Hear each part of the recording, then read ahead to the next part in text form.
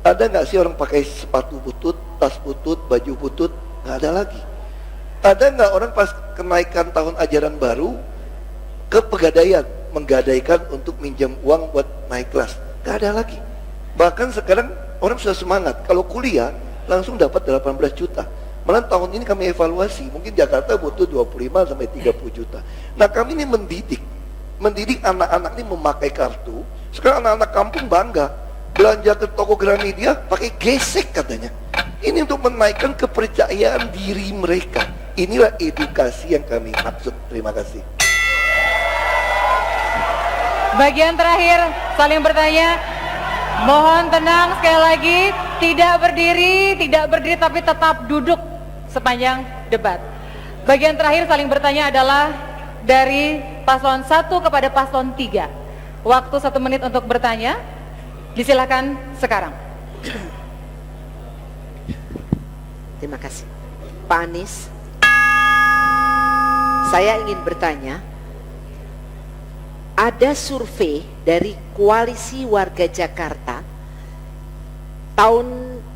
Koalisi Warga Jakarta 2030, ternyata 98% dari survei tersebut menyatakan bahwa keterlibatan masyarakat terhadap penyusunan RT RW, rencana tata ruang wilayah, ini boleh dikatakan tidak dilibatkan, 98%. Berarti masyarakat tidak terlibat dan tidak mengerti akses tentang rencana tata ruang wilayah tersebut. Bahkan ada produk-produk hukum yang dibuat oleh Pergub. Contohnya 178 tahun 2015 tentang penataan kegiatan dalam pemanfaatan tata ruang. Kemudian ada lagi Pergub 139 2016 tentang RPTRA. Ada lagi 2010-2016 tentang kompensasi. Waktu habis paslon 1. Jadi pertanyaannya apa? Pertanyaan. Waktu habis, silakan paslon 1 kembali ke tempat. Sekali lagi paslon 1 silakan kembali ke tempat. Kami silakan paslon 1 silakan kembali ke tempat. Masyarakat kok enggak sudah Waktu tidak bisa ditambah, Mohon. Kami mohon sekali lagi tepat waktu sesuai dengan durasi yang ditetapkan. Paslon 1, 2, dan 3 mohon tenang. Mohon tenang. Berikutnya paslon 3, Anda punya waktu 2 menit untuk menjawab. Dimulai ketika Anda berbicara. Silakan. Ya, terima kasih Bu Silvi. Soalnya tadi penjelasannya panjang, pertanyaannya nggak keluar Bu. Tapi nggak apa-apa. Gini, saya tahu maksudnya. Iya, pertanyaannya dimunculkan di awal ya tadi. Jadi begini, pertanyaan adalah bagi warga harus dilibatkan. Surveinya menunjukkan bahwa warga tidak terlibat. Benar sekali. Dan saya melihat ke depan pengelolaan, perencanaan harus melibatkan warga. Pemilik kota ini adalah warga. Dan itu artinya pemimpinnya harus memberikan contoh berinteraksi dengan warga. Kalau pemimpinnya tidak berinteraksi dengan warga, jangan harap aparatur di bawahnya berinteraksi dengan warga. Dan ini satu. Terus yang kedua, di dalam penyusunan itu harus secara sistematis dibuat agar tiap RT, tiap RW, tiap kelurahan ada mekanisme rembuk. Dan rencana yang dibawa, Bapak-Ibu sekalian, kita akan menghadapi tantangan. Setiap kali bicara tentang RT RW, otomatis akan ada banyak kepentingan. Karena itu, semua rembuk, semua proses ini perlu melibatkan 2 komponen. Pertama adalah fasilitator, pertemuannya difasilitasi. Jadi bukan pemerintah datang lalu mengundang mendengar, biasanya nanti rame. Fasilitator yang memfasilitasi. Yang kedua, pakar di bidangnya yang bisa memberikan contoh-contoh yang sudah dilakukan di banyak tempat lain, sehingga ketika antara pemerintah membawa rancangan, warga terlibat, ada fasilitator dan ada pakar yang memberikan contoh. Rencana itu yang kami akan lakukan untuk pelibatan publik dalam penyusunan RT RW di Jakarta 5 tahun yang akan datang. Tenang, tenang. Para pendukung paslon 3 tenang, kita akan lanjutkan. Baik, silakan paslon 1 untuk menanggapi jawaban paslon 3. Waktu Anda 1 menit 30 detik, dimulai dari sekarang. Silakan. Terima kasih. Sama-sama kita menangkap kegundahan masyarakat. Itu pula yang sering disampaikan oleh warga kita, manapun berada. Mereka mengatakan kurang mendapatkan apresiasi, kurang didengarkan, dan tidak dilibatkan dalam proses panjang pembangunan di Jakarta ini. Sejatinya mereka adalah subjek, bukan hanya objek dari pembangunan. Oleh karena itu, dalam program unggulan kami melakukan pemberdayaan komunitas RT RW, tujuannya adalah untuk melibatkan mereka secara aktif. Mereka yang memiliki pengetahuan tentang lingkungannya, dan mereka memiliki banyak inisiatif untuk menghadirkan solusi bagi lingkungannya. Itulah mengapa kami benar-benar ingin menghadirkan sebuah paradigma pembangunan yang partisipatif. Dan dengan partisipasi rakyat, kita dapat melakukan banyak hal. Termasuk kita ingin meyakinkan lingkungan kita semakin aman lagi. Semua menjadi mata dan telinga yang baik, tetapi tanpa dibebani rasa takut kalau mereka ataupun dicurigai oleh pemerintah dan pemimpinnya sendiri. Inilah yang kita bangun. Insya Allah ke depan birokrasi kita semakin baik dan partisipasi masyarakat juga semakin baik. Itu akan menjadi sebuah kekuatan, menjadi sebuah semangat untuk kemajuan di kota Jakarta ini. Terima kasih. DPRD juga Cukup? Waktu habis. Waktu habis. Kini saatnya 1 menit 30 detik untuk menanggapi kembali. Paslon 3 disilahkan sekarang.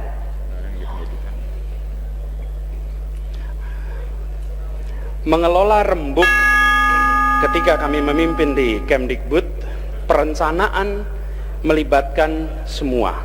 Dan ketika rembuk itu dilakukan, bukan saja oleh aparatur pemerintah, tetapi justru dengan melibatkan masyarakat-masyarakat di luar pemerintah yang peduli. Dan ini kunci. Di Jakarta hari ini, proses itu tidak dilakukan. Yang kita harus lakukan bukan sekedar masukan, bukan sekedar konsultasi, bukan sekedar partisipasi, tapi kolaborasi, kerja bersama antara warga dengan pemerintah.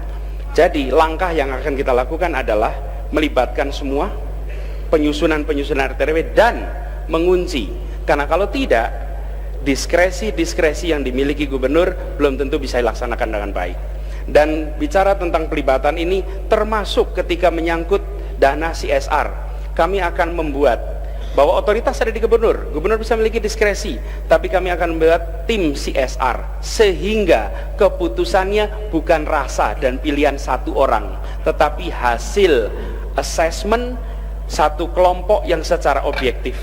Bahwa otoritas ada di gubernur, ya, tetapi prosesnya melalui institusi dengan prosedur yang jelas dan hasil yang terukur.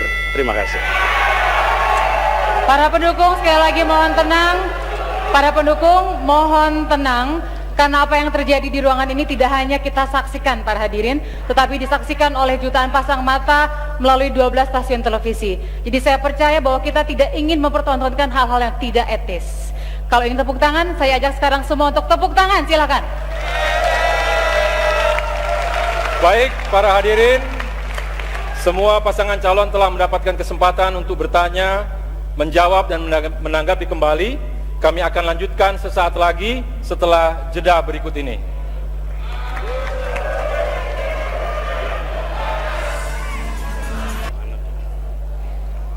Ya, itulah yang kami katakan. DKI ini kaya raya. Kenapa kaya raya? Karena masih punya ruang udara dan ruang bawah tanah termasuk laut yang belum dikelola dengan baik. Nah, inilah yang kami tawarkan. Kami mulai tugaskan pada BUMD kami untuk menguasai, termasuk TOD, Transit Oriented Development. Di mana ada stasiun-stasiun, maka radius 350 meter dari stasiun itu dikuasai oleh BUMD kami. Ini yang kami lakukan. Jadi prinsip kami sangat sederhana. DKI kaya, kita akan manfaatkan KLB tadi yang tadi dikritik seolah-olah ini diskresi. Bukan. Ini memanfaatkan ruang atas dan bawah tanah untuk membangun infrastruktur DKI.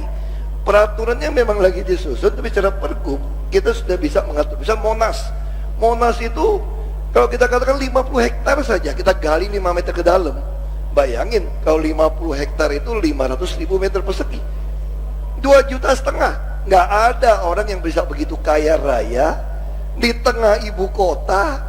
Dari Monas kalau ditarik sampai ke Sudirman, Patung Pemuda, itu 7,7 km.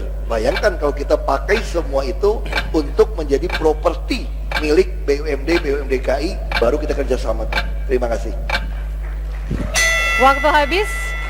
Selanjutnya, pertanyaan untuk Paslon 3. Paslon 3 dalam program kerjanya mengusulkan strategi zero runoff atau nol limpahan untuk mengatasi masalah banjir sekaligus krisis air di Jakarta. Padahal kini para pengelola kota dunia sedang meningkatkan strategi pemanenan air atau water harvesting. Bagaimana penjelasan Paslon 3 untuk mengubah dari sekedar menahan air melalui resapan menjadi pemanenan air agar air dapat dipakai ulang? Silakan jawab dalam waktu 1 menit 30 detik dimulai sekarang. Ya, sebelum saya menjawab, saya mengkoreksi dulu yang dikatakan oleh Pak Basuki bahwa Kemdikbud ranking 22. Saya sebetulnya nggak mau ngangkat ini, tapi karena beliau mengatakan data yang keliru, saya koreksi bahwa itu angka sebelum saya bertugas. Sesudah saya bertugas meningkat menjadi 9 ranking di antara semuanya. Jadi itu maaf, jadi kesannya menyombongkan Pak, tapi insya Allah di Jakarta nanti kita akan bereskan sehingga kinerjanya pun lebih baik sebagaimana kita membereskan ketika di Kemdikbud kemarin. Kemudian kedua, mengenai air, konsepnya adalah vertical drainage. Air hujan ini rahmah dari Allah, dari Tuhan, rahmah yang diturunkan untuk dimasukkan ke bumi, bukan sesegera mungkin dikirim ke laut. Yang dilakukan sekarang, masuk, kirimkan ke laut, kirimkan ke laut. Bumi kita tidak diresapi oleh air. Karena itu yang kita lakukan adalah memperbanyak sumur-sumur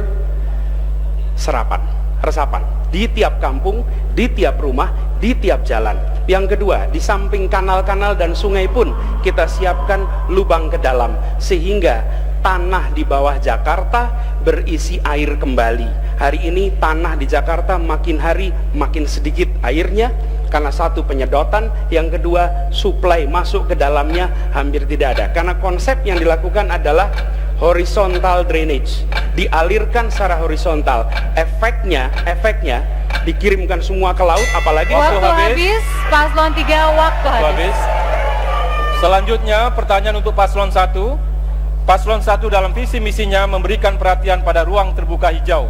Saat ini Jakarta kekurangan ruang terbuka hijau dengan jumlah hanya 9,98%, artinya masih jauh dari ketentuan Undang-Undang Tata Ruang yang mengamanatkan ruang terbuka hijau sebesar 30%.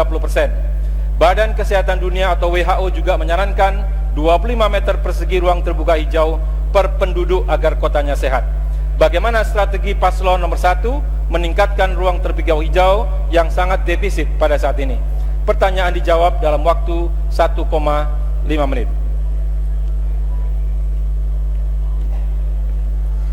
Betul, itu adalah komitmen kami untuk semakin mengembangkan ruang terbuka hijau di Jakarta yang kita tahu masih jauh dari ideal. Walaupun kita tahu sudah dilakukan beberapa upaya untuk semakin membuka ruang-ruang terbuka hijau selain untuk lingkungan kita sebagai resapan, tetapi juga sebagai tempat interaksi yang baik sesama warga.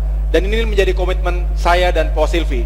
Jika terpilih menjadi gubernur, maka pertama-tama kita akan merevitalisasi ruang-ruang terbuka hijau yang sudah ada saat ini, sambil kita terus mengembangkan dan membuka lahan-lahan baru.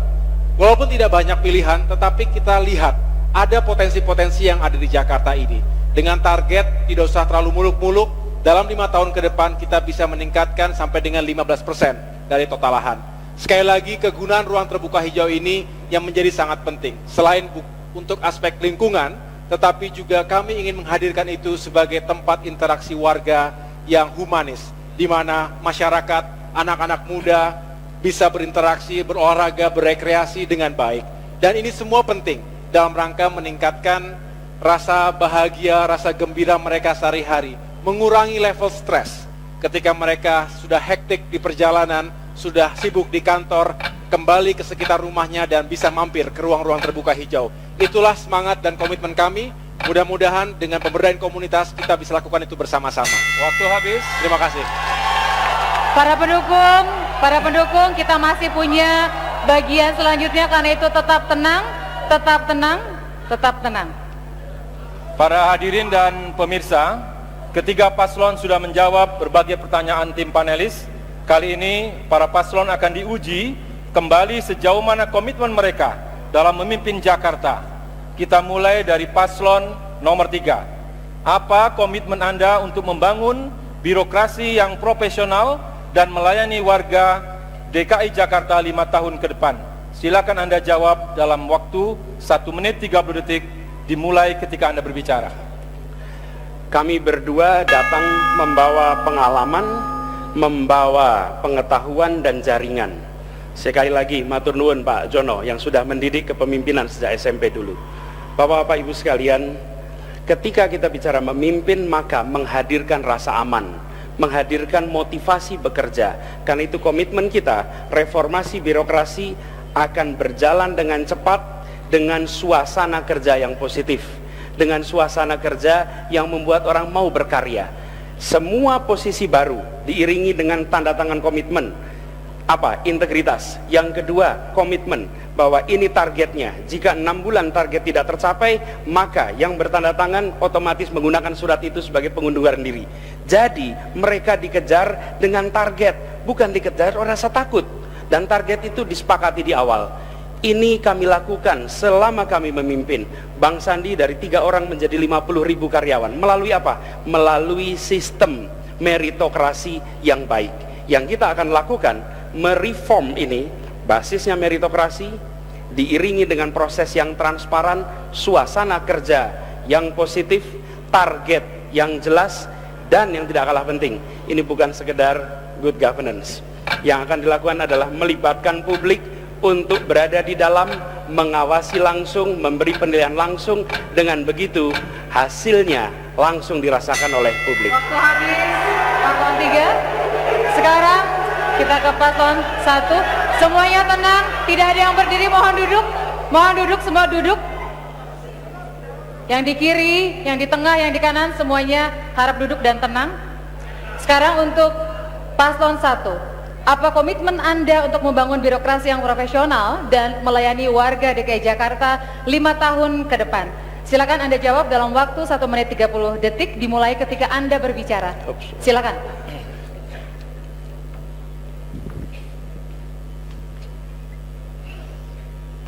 Terima kasih. Membangun birokrasi, walaupun banyak teori tentang kepemimpinan dan manajemen, tetapi itu adalah kembali seni bagaimana kita mengaplikasikannya dalam memenangkan hati dan pikiran anggota yang bekerja di bawah kita. Terkesan idealistik, tetapi itulah hakikatnya. Bagaimana kita membangun perasaan penuh dengan antusias untuk melayani publik dengan sebaik-baiknya. Tentu pertama-tama pemimpin harus hadir dan menjadi contoh yang baik dan terus mengembangkan potensi mereka. Ini menjadi kunci dari keberhasilan birokrasi di Pemprov Jakarta ini. Saya alhamdulillah memiliki bekal kepemimpinan di militer, sekali lagi, di mana merupakan organisasi yang paling efektif di berbagai negara di dunia. Mengapa? Karena kami benar-benar memberlakukan sistem berdasarkan merit system, dan juga kita ingin mengukur segala sesuatunya, menguji segala sesuatunya.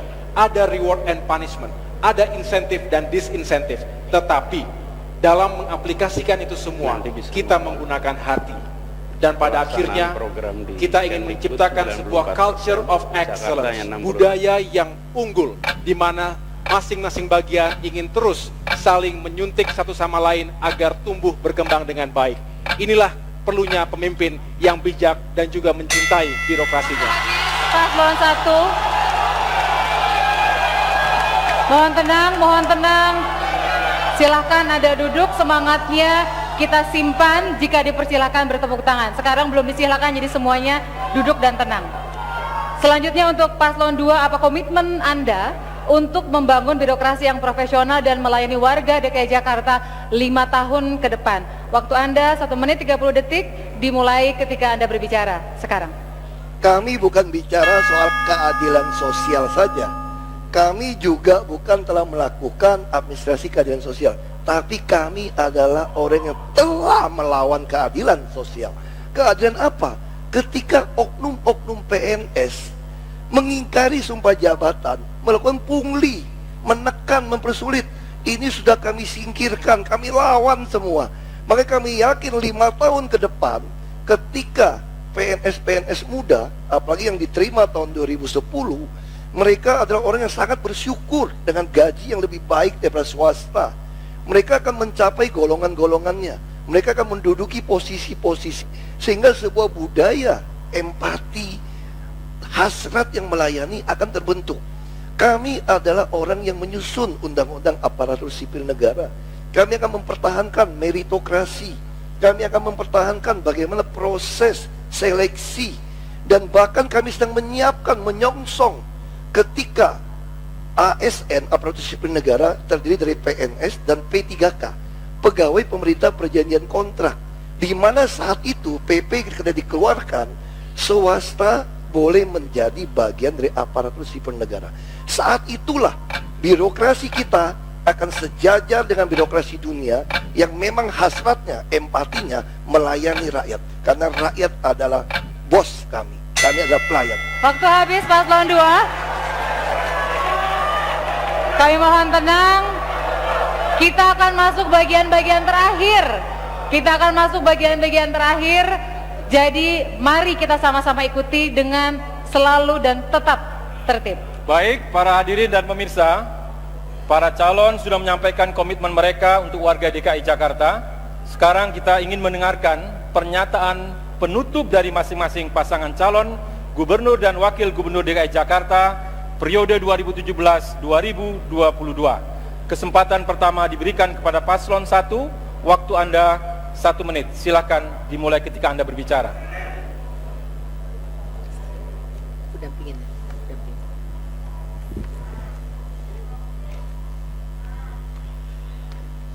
Saudara-saudaraku warga Jakarta dimanapun berada, malam hari ini kita sudah menyaksikan debat kedua pemilihan Gubernur DKI Jakarta periode 2017-2022.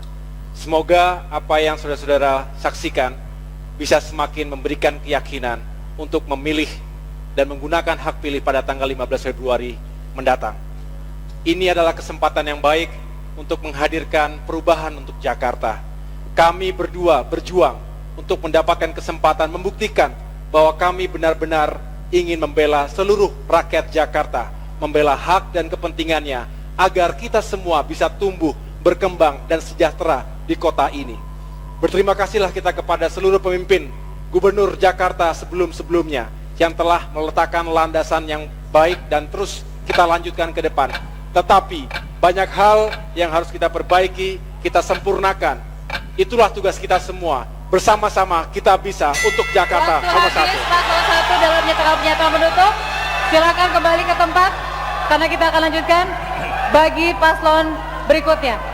Mohon duduk kembali, paslon, pendukung paslon silakan untuk duduk.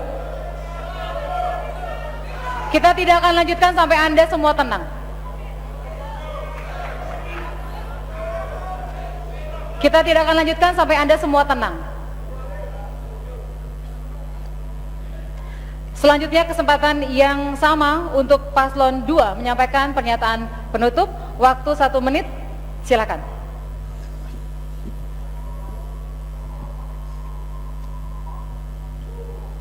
Bapak, Ibu, saudara-saudaraku, seluruh warga Jakarta yang saya banggakan. Perjuangan belum selesai. Sebentar lagi kita akan menyaksikan, kita akan menikmati Jakarta yang bisa dibanggakan bukan hanya oleh warga Jakarta saja, tapi juga seluruh bangsa Indonesia. Karena Jakarta mampu mewujudkan pelayanan dengan hati.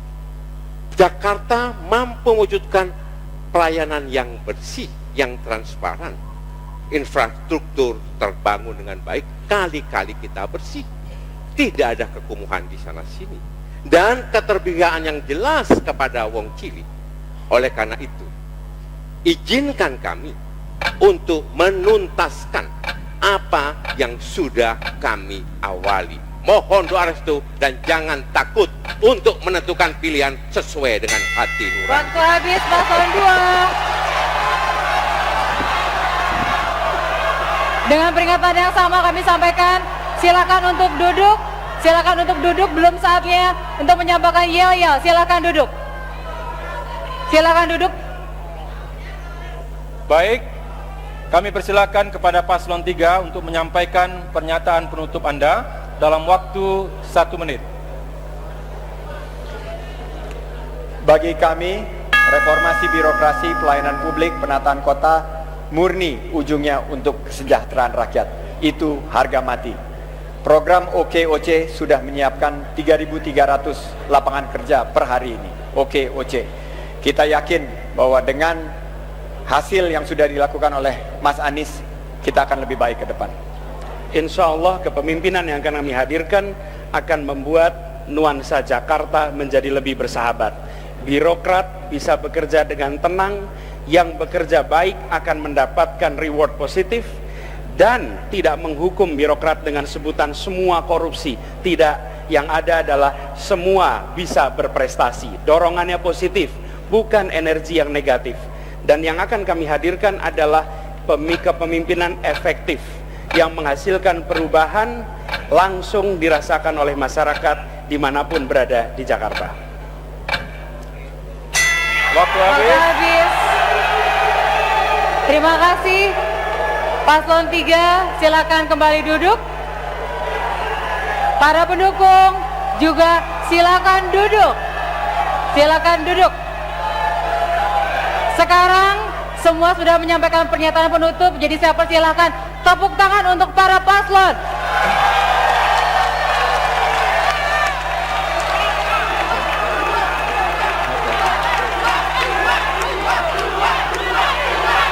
Kita duduk lagi. Mohon para pendukung harap tenang. Kita akan mulai. Kita tinggal sedikit lagi menutup acara, jadi mohon tenang. Mohon para pendukung harap tenang.